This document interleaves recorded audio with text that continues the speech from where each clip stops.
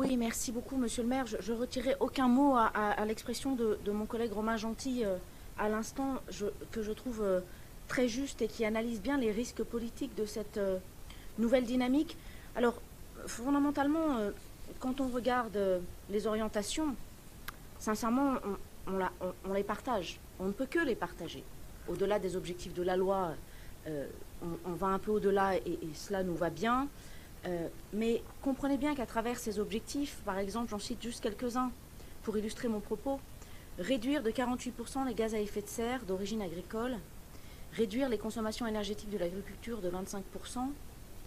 On voit bien que comment va faire la ville de Grenoble pour obtenir les résultats. Alors j'ai bien entendu que c'était partenarial et que certains des partenaires avaient un levier immédiat pour atteindre ces objectifs, mais enfin, on a l'impression à travers ces deux délibérations, et d'ailleurs la note qui est annexée à la délibération, que c'est la ville de Grenoble qui porte le sujet et qui va faire avec ses petits bras tout ça.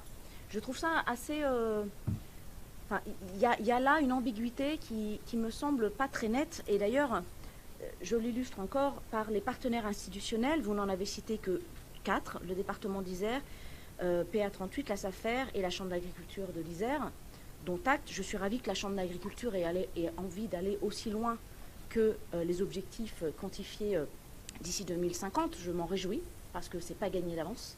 Donc bravo si la Chambre d'agriculture de l'Isère a validé l'ensemble de ces orientations quantitatives.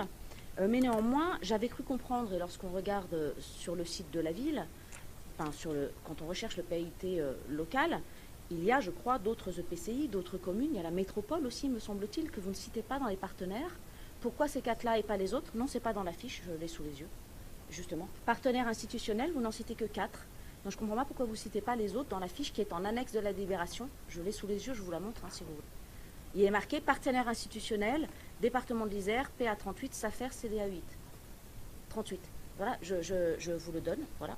Donc ça m'interroge parce que du coup ça donne du crédit à ce qu'a dit mon collègue sur l'appropriation politique du message. Or c'est bien quelque chose qui devrait être partenarial. Ensuite, je continue dans les orientations quantitatives qu'on ne peut que partager, et moi j'y suis particulièrement sensible, notamment sur la division par 4 de l'usage des produits phytosanitaires ou encore l'arrêt de l'utilisation des engrais azotés de synthèse. Je fais partie des rares députés de la majorité au mandat précédent qui avaient voté contre les néonicotinoïdes et contre le glyphosate. Donc c'est un sujet sur lequel je suis parfaitement alignée. Là aussi, j'espère que la Chambre d'agriculture est alignée sur ces objectifs parce qu'ils sont plus ambitieux que la loi, c'est le moins qu'on puisse dire, qui je trouve est très faiblarde à ce sujet. Ensuite, l'amélioration de l'autonomie alimentaire. Tout le monde est d'accord, mais ne nous racontons pas d'histoire. Ça dépend de quel bassin et de quel périmètre on parle en Isère, mais même si c'est le département de l'Isère en entier, on sait très bien qu'on sera très très loin de l'autonomie alimentaire. Donc je veux bien qu'on améliore fortement, mais en réalité, on est assez peu crédible sur l'idée d'une autonomie alimentaire. Voilà, je trouve que là, on est un peu poussif, me semble-t-il. Ensuite, de la même façon, convertir 70% des surfaces en agriculture biologique, est-ce que tous les agriculteurs sont d'accord aujourd'hui? Voilà, on a quand même... Ma question de fond, c'est vraiment, finalement, quel levier et quels moyens, presque aussi coercitifs, parce qu'on se dit, mais si la ville de Grenoble veut aller là, comment ils vont faire vis-à-vis des exploitants, vis-à-vis de... Voilà, pour, avoir ces résultats-là. Parce que j'ose croire que vous aurez des indicateurs de réussite de ce plan, que nous partagerons dans ces objectifs. Mais fondamentalement, si vous n'êtes pas suivi par les acteurs qui ont les leviers et les moyens de changer un certain nombre de choses, il ne se passera rien du tout et nos résultats seront très médiocres. Donc vraiment, je m'interroge sur les moyens, et a fortiori, d'autant plus sur les moyens que vous avez cité, M. Bach, l'idée que j'ai entendue à la volée d'une nouvelle cuisine centrale. Là, on est bien dans les compétences de Grenoble, mais ce n'est pas chiffré, ce n'est pas dans le plan d'investissement, c'est d'ici la fin du mandat. Je croyais que la cuisine venait d'être agrandie. Enfin, voilà, moi, ça m'interroge en termes de moyens, pour le coup, directement rattachés à la ville de Grenoble. Et enfin, là où on vous suivra un peu moins, mais ce qui n'empêchera pas de voter l'ambition, c'est concernant l'assiette et la consommation. Attention de ne pas tomber, là encore, je trouve, en tout cas, moi, c'est pas comme ça que j'ai envie de faire de la politique, mais c'est une nuance que j'apporterai, sur avoir 60% de flexitariens, 30% de végétariens. attention de ne pas tomber dans le totalitarisme. Et là, ce n'est pas un procès d'intention, hein, mais l'injonction peut être quand même assez redoutable et surtout contre-performante. À trop vouloir changer le mode de vie des gens trop vite, même s'il faudrait accélérer, et là on partage, il y a quand même une acculturation à avoir, un enjeu de communication, et là-dessus on vous suivra sur les enjeux de communication, sur le bien manger. Mais voilà, je trouve que sur ces enjeux-là, ça peut être contre-productif. Et d'ailleurs, on l'a vu avec les repas végétariens à la cantine, ma collègue a cité l'exemple. Voilà, ça n'a pas fonctionné. On espère que ça fonctionnera dans les années à venir. Mais pour l'instant, les parents ont plus eu l'impression de se voir cette formule imposée. Ce qui est dommage parce que du coup, c'est là encore contre-productif et c'est un exemple. Enfin,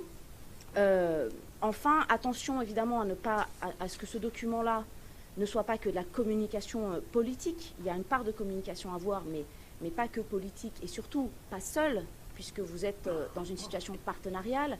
Donc là aussi, je le redis, mais c'est souvent laissé lettre morte. Nous sommes tout à fait à votre disposition pour travailler sur ce projet avec vous, si vous le souhaitez. Et attention enfin, et ce sera mon dernier mot, à mettre en raccord les ambitions et les objectifs tels qu'on va les voter ensemble aujourd'hui et les actes. Lorsque l'on voit la politique d'attribution, ou en tout cas les commerces qui s'installent aujourd'hui en centre-ville, tout à l'heure, ma collègue a cité KFC. Évidemment, ce n'est pas le bon exemple. Je suis désolée, effectivement, mais c'est le seul d'ailleurs que vous ayez refusé. Mais tous les autres, que ça aille du fast-food, ou de la junk food, ou des boissons sucrées, ou même la promotion du tacos par le maire de Grenoble, pardonnez-moi, mais on est quand même complètement à l'opposé de ce que vous êtes en train de plébisciter. J'aurais préféré voir le maire faire une recette... je ne sais pas moi, d'une recette traditionnelle grenobloise ou iséroise qui soit bonne pour la santé plutôt qu'un tacos dont on sait que le bénéfice pour la santé est plus que douteux. Donc voilà, je trouve qu'il faut faire attention à l'adéquation entre les objectifs et ce que vous soutenez réellement et ce que vous faites et les moyens que vous allez mettre en parallèle et l'enjeu du partenariat à défendre. Là aussi, je reprends les éléments de mon collègue, je ne reviens pas dessus. Merci. Oui, Madame Chalas. Oui, pardon, Monsieur le maire, mais... Moi, je suis toujours interloquée quand on fait un retour, comme là, ça a été plutôt positif sur votre projet, avec des nuances et des remarques qui nous semblent constructives, et vous répondez par cette espèce de dérision méprisante. C'est assez terrible. Si vous faites partie de ceux qui pensaient que le tacos, au-delà de sa version végétarienne, est bien pour la santé des jeunes, continuez, Monsieur le maire. Mais en l'occurrence, même quand c'est bio ou même quand c'est végétarien, c'est pas forcément bon pour la santé parce qu'il s'agit du bol alimentaire et l'équilibre alimentaire. Donc voilà, c'est pas pour rentrer dans une leçon de bouffe, mais à un moment, vous pouvez pas... Si, quand même, non, en fait. En l'occurrence, c'est pas pour le faire, mais vous le faites quand même.